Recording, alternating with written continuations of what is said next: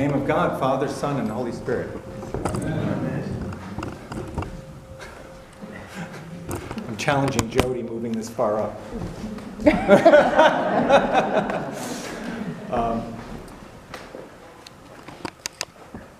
It's funny having the electronics here. I was in Connecticut at my mother's house, and she has a wireless printer in the house. That's thanks to my brother, not my mother. I was wanting to use it. I was doing some work from the house, and I couldn't get the thing to, there's no wire to connect to the printer, only wireless. And I couldn't get it to work. And so I did what I thought my brother said to do if that happened, turn it off, and turn it back on. Right? That's the basic sort of fix-it thing to do. So I turned the thing off and turned it back on, and it didn't work.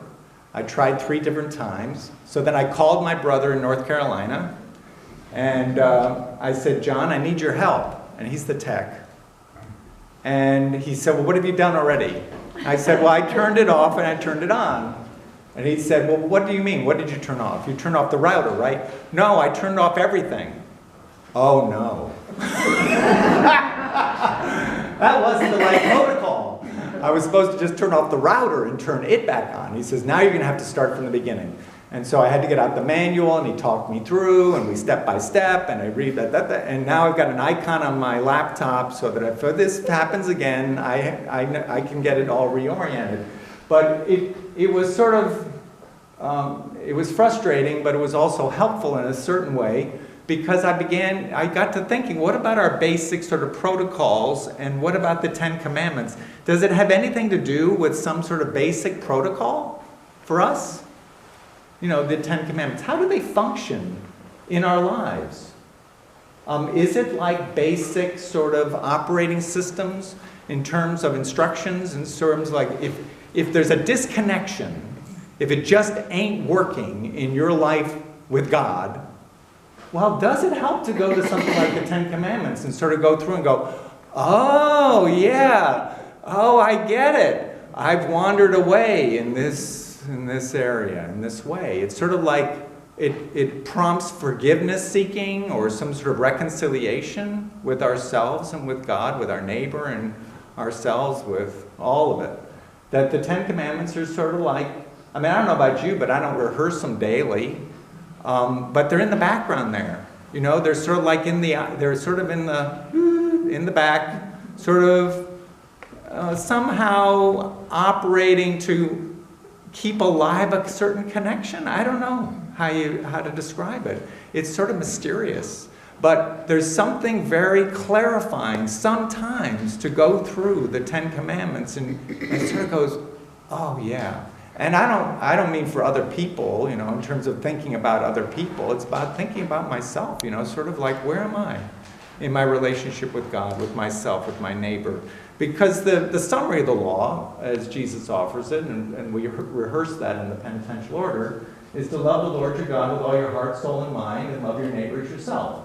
And then the 10 Commandments, of course, are that of which Jesus offered the summary. So we go back to the sort of list, and it can be helpful to sort of get things tuned in and our longings sort of addressed, that we would have this connection, this lively connection with the one who created us.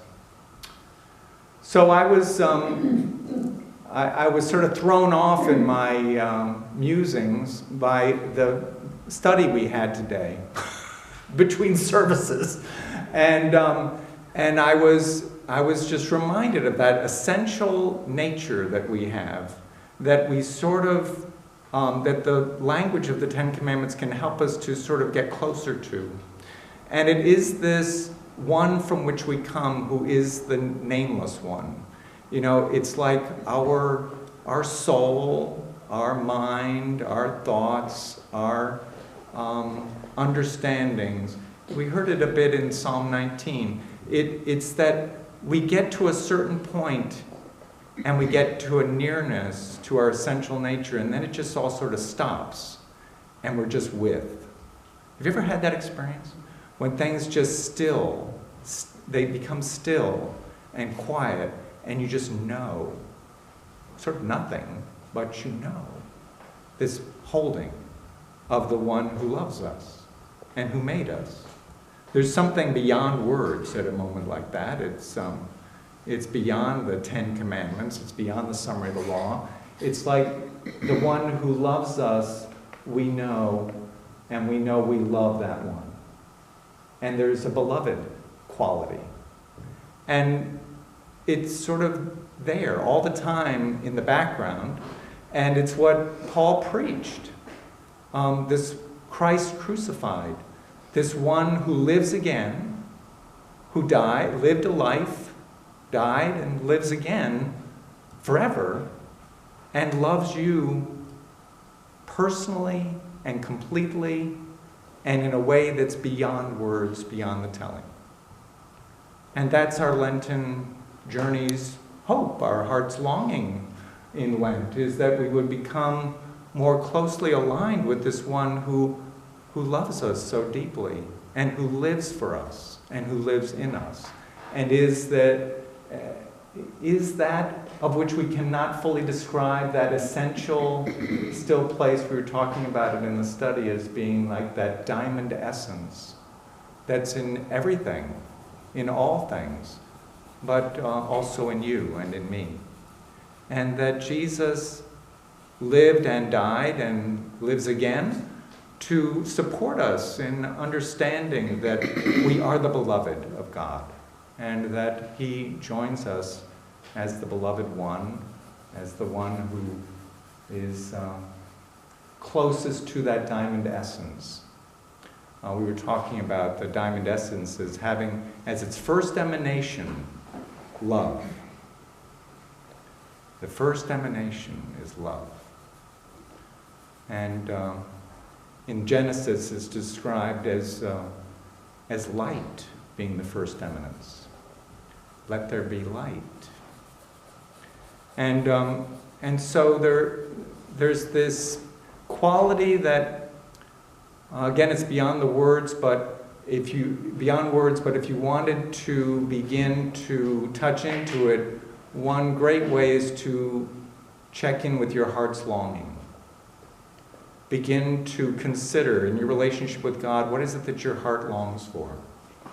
That's a great way to begin to move into that essential place. To know what is it that you really want and long for. Long for is a great word. It's more than want, it's more than need. It's something about both of those, but sort of the source of them as well. It's something purer, more crystalline. It's this heart's longing that is your guide in terms of finding your way into a deeper place with the one who created you and the one to whom you return, and the one to whom you live and move and have your being, as it says in another place. So there's this basic operating system that's going on, this basic connection that we have with our Creator. And sometimes the 10 Commandments help us to sort of begin to remember it. Just like that operating system that had failed with my mother's printer, going back to those basic instructions helped to realign the equipment. So there's this realigning of our physical, emotional, spiritual being. Then the 10 Commandments sort of resonate with that.